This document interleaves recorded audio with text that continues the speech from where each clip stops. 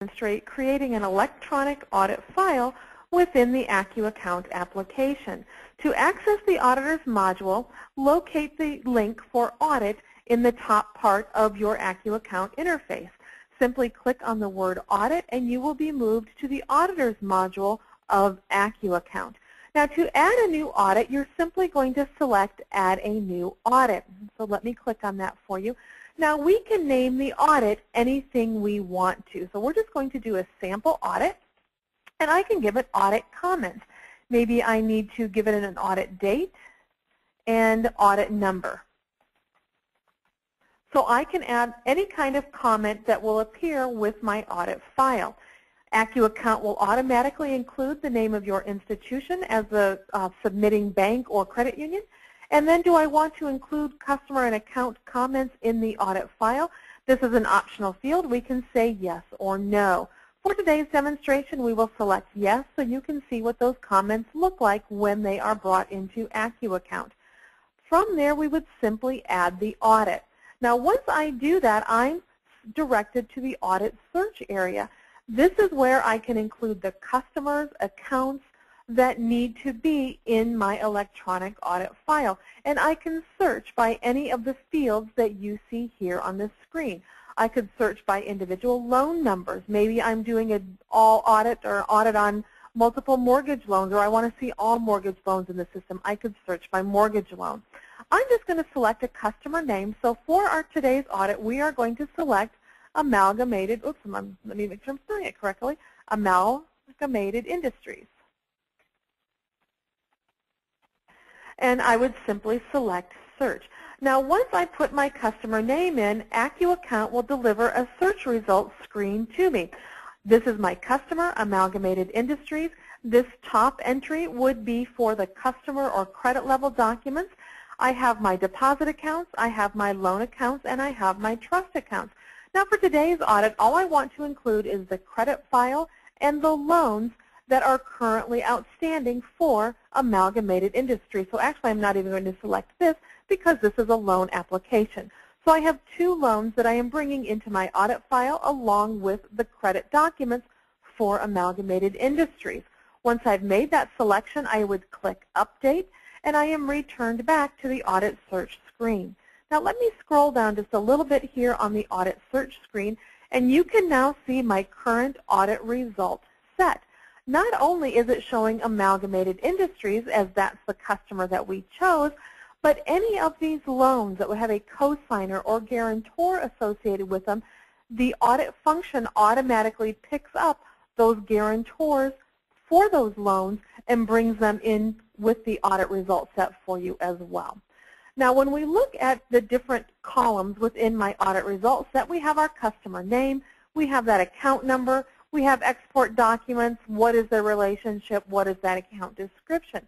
Now if we look at export documents, the default is to send through all documents related, in this case, to our credit file for Amalgamated Industries.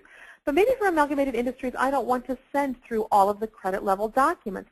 I can override this all default and select just the individual documents that I want included in my audit file.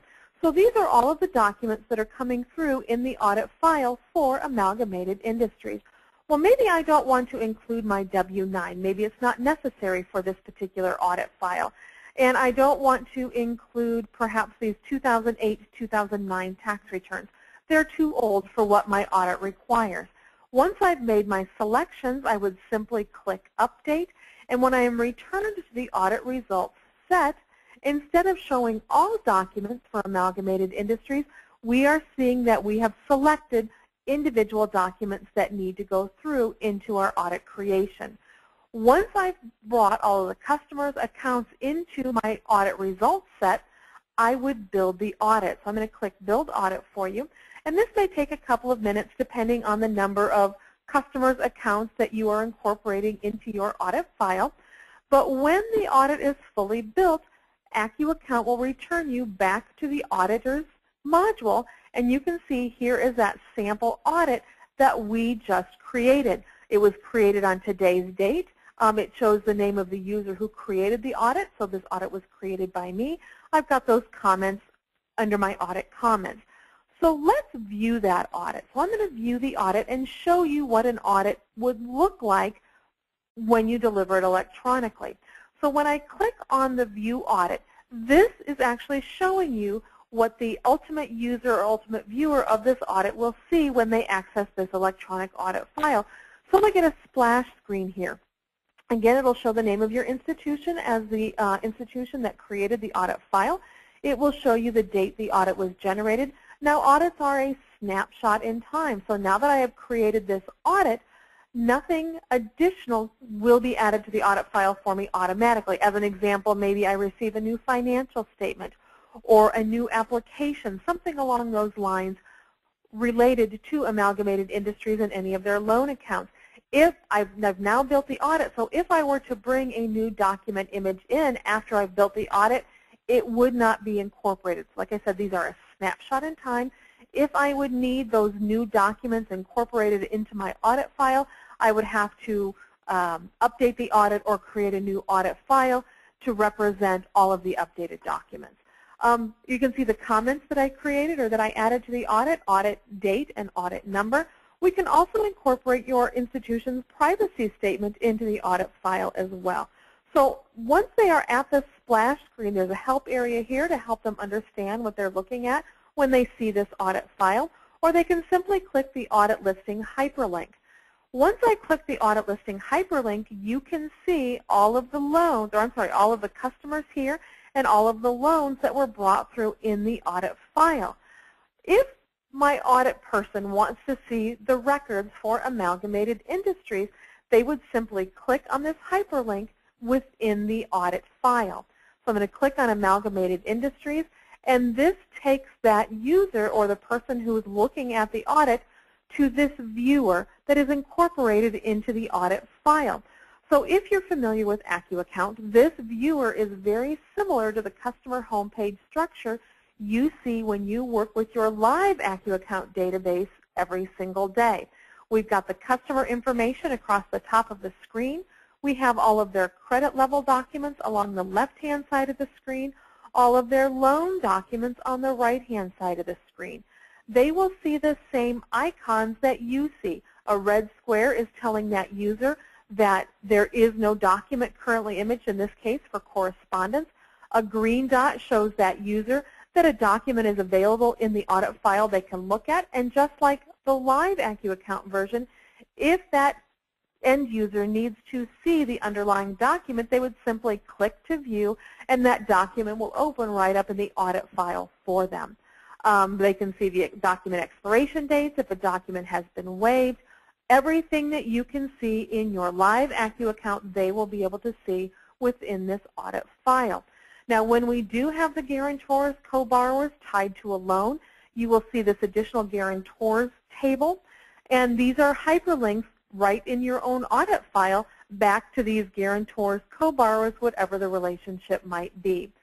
If we have multiple collaterals, we would simply list those collaterals down along the right-hand side of the screen, and then you can see I moved to the second loan that was incorporated into this audit file. So it's a very simple process, very easy, very intuitive for the audit reviewer or examiner, whoever it is that's looking at this audit, to see what they're looking for.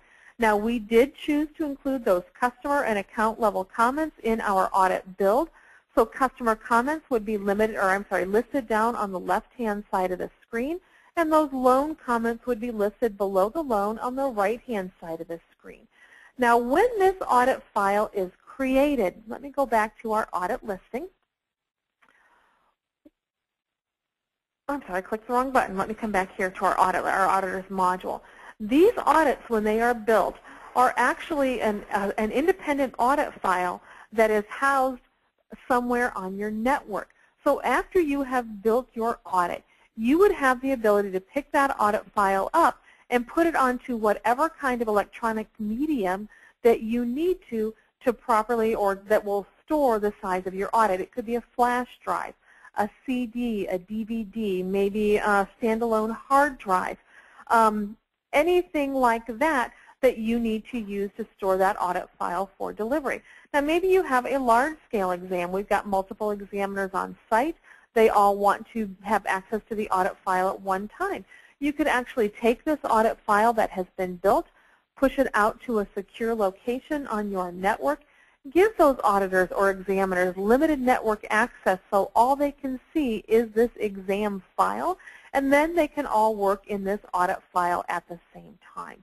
So that's how we can very easily and efficiently create an electronic audit file and save countless hours of time in gathering all of those paper-based files and delivering them to the audit or exam site.